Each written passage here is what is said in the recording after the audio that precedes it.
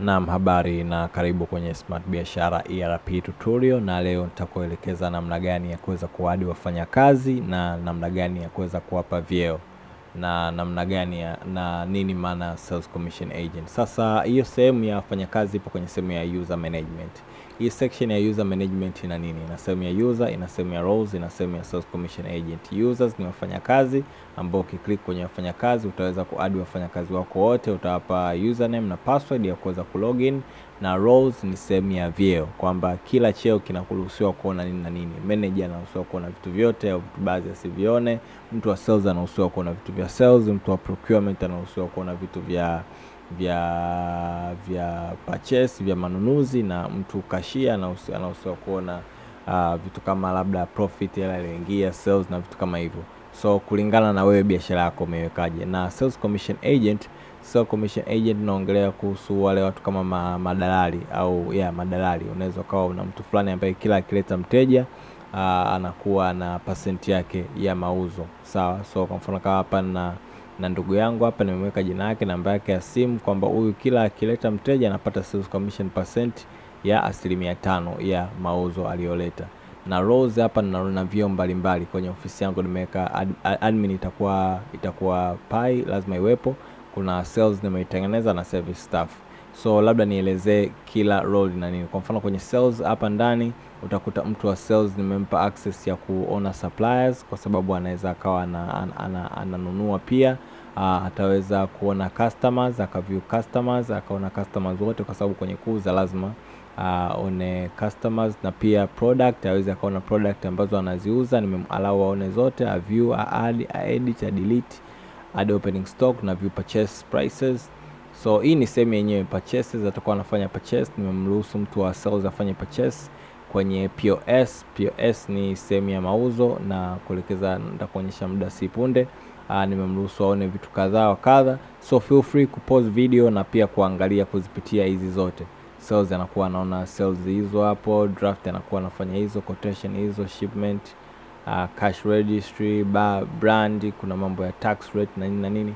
Mtu wa sell anaruhusiwa kufanya hivi vitu ambavyo mimi nimevitik na yeye anaruhusiwa kuviona. Sitaki kufanya hii video iwe ndefu sana, kwa sababu inaweza ika overwhelmed, but nitatengeneza video special kwa ajili ya roles peke yake, na pia utaweza kuona kwenye roles kuna nini na nini, ipi inafanya kazi nini.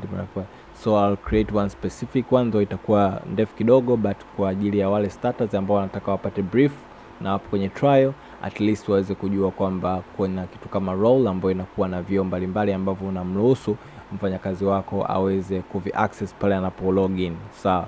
So kama hapa nimeonyesha sample ya role ya sell. Kuna service staff role yake, au service staff anakuwa anahusika na service staff tu, anakuwa hana role nyingine yote. Nimempa tu kama service staff, nitakuonyesha wapi nimemweka. So tukishatengeneza role tunakuja kwenye user. Kwenye user tunatengeneza wafanyakazi wanahusika na nini, sawa. Wafanyakazi watakuwa wanahusika kwenye ku login na kufanya vitu kama sales.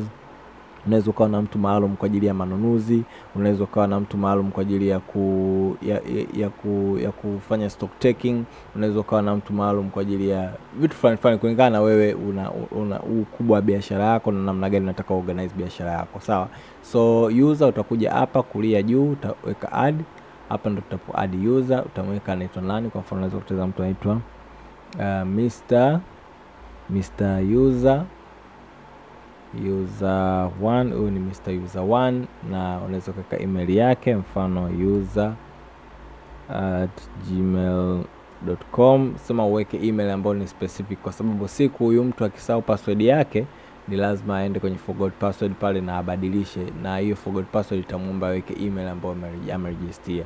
So utaweka huyu hapa ni active, kuna information hapa zipo, enable service staff. Kama huyu anaweza akaruhusiwa kulogin na pia akawa mhudumu, yani service staff, akawa anahudumia kitu fulani, ambapo ukiingia kwenye mauzo kuna sehemu ambapo unaweza ukachagua mauzo haya service staff atakuwa mtu fulani ambaye atakuwa anahusika labda kwa assemble au kufanya nini. So you can enable service staff, moja mimi ni muenable, alafu Mr. user, alafu allow login. Kuna user ambao unaweza ukawa umewatengeneza ila hawa login. Kwa mfano huyu Mr. user nimemweka kama service staff, hana account ya kulogin, ila Kwa mfano nikitaka nijue bidhaa fulani nani alikuwa anahusika kwenye kuiassemble au kuifanyaje, ni Mr. User ambaye ni service staff. Ila kama unamruhusu afanye login, basi anaweza akawa na login na account yake, na pia kila ukimpa account ya login akaingia kwenye account yake, atakuwa anapokea zile order ambazo ameruhusiwa ambazo umemdirect afanye. Kama huyo mtu umempa kazi labda umeuza labda hardware fulani ambayo mtu fulani ndo anahusika kuassemble, basi assign Mr. User kama service staff, ambayo hiyo kitu ipo kwenye sales, so you can keep that in memory or pause it in the video, alafu pia ukazipitia hizi moja moja. So unaweza kuweka staff pin yake,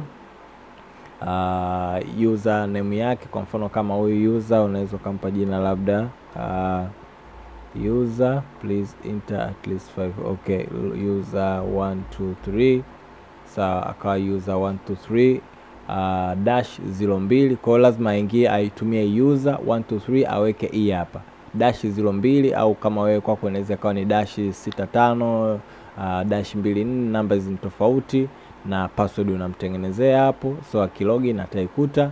Na role gani? Kwa mfano nimempa kama sales, so vitu vyote kwenye role ya sell ambao nimeruhusu watu wa sell kuviona, atakuwa anaweza kuviona pia. Na pia huyu mtu anahusika na duka gani? Kwa mfano kama mimi na branches 3, sawa, na company limited na store na restaurant, labda huyu user atakuwa kwenye company limited peke yake, na natoa hii naweka hii peke yake, sawa. Au pia atakuwa hapa na pia atakuwa kwenye restaurant, sawa. Kwa hiyo unatiki, je, huyu mfanyakazi atakuwa anahusika wapi, kama ni all au kama ni nini, sawa. So huyu mimi naweza nikamweka kama labda Prime Zone Restaurant peke yake, akawa anahusika na mambo ya restaurant. Na pia kuna mambo ya sales commission, sawa, sales commission percentage, kwamba kila akiuza huyu mtu apate asilimia ngapi unaiweka, sawa. Maximum sale discount percentage, kwamba huyu mtu atatoa discount ila isizidi asilimia fulani, sawa. Allow selected contact, unaweza ukabweza hapo allow selected contact, ukaweka kwa mfano contact, sawa, ni nani, ni anaweza kuwa supplier au customer, sawa. Unaweza kuna wale wafanyakazi ambao unawatengeneza specifically maalum kwa ajili ya kazi yao ni kuwahudumia customers fulani, au kazi yao ni kuwasikiliza suppliers fulani, sawa. So una allow selected contact. Ukiallow selected contact, kwa mfano kama huyu atakuwa maalum kwa ajili labda ya walk-in customer, sawa. Huyu atakuwa maalum kwa ajili ya walk-in customer, au customer gani mwingine, na customer anaitwa Hassan F Kapata, sawa. So kama tutakuja kwenye contact hapa. Kwenye contact hapa ni sehemu ambapo tunaweza kuweka suppliers, customer group na import contacts na vitu kama hivyo. So hao ndo wanakuja hapa, ambapo nao nitaonyesha tutorial yake. Ila huyu nataka ahusike kwa wafanyakazi, kwa clients wote ambao wapo, wateja wote, sawa. Kwa kuna more information, kuna date of birth, unaweza kuweka agenda yake kama nini, kama yuko married na nini, vitu kama hivi. Hapa ni optional, unaweza ukachagua. Social media unaweza ukachagua na vitu kama hivi, so the optional. Bank details zake unaweza ukaziweka hapa.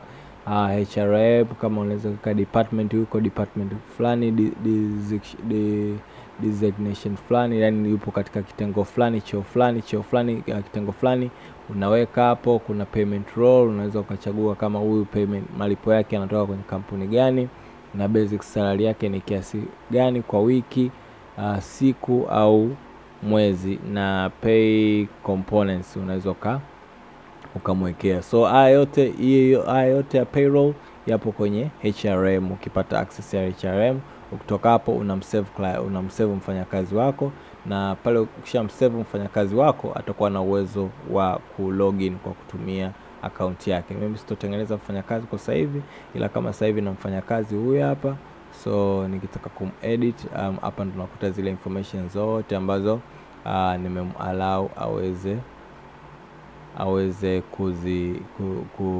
kuzifanya. Nimemweka all, na password nikitaka kubadilisha password yake naweza nikamwekea password yake. Nikitaka si login naweza nikamrestrict na hivyo. So hivyo ni namna ya kuweza kuadd roles na wafanyakazi.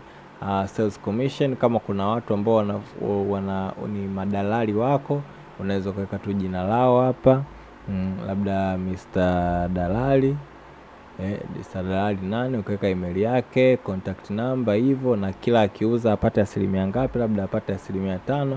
Kutoka hapo unamsave kama hivyo. So kwa sasa hivi simuhitaji, namfuta. So inakuwa ndo hivyo ndo namna ya kuweza kuweka roles, kutengeneza vyeo na namna ya kuadi wafanyakazi. So lazima uingie kwenye role, lazima utengeneze vyeo mbalimbali na vitu gani iko cheo kinaruhusiwa kufanya na kuona, alafu ukishamaliza una save chini. Ukisha save chini unaenda kwenye user. Ukienda kwenye user unamtengeneza user husika na unaweka taarifa yake na unampa role husika ambayo unataka.